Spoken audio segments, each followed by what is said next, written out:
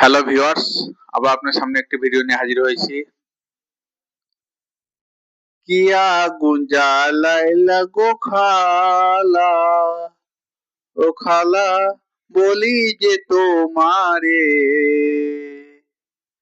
মুসলিম সমাজে রেগে গেছে তোমারই উপরে গো খালা, তোমারই উপর।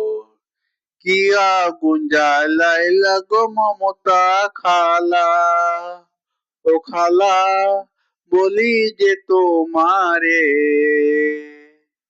মুসলিম সমাজ রেগে গেছে তোমারই উপরে গো খালা, তোমারই উপরে।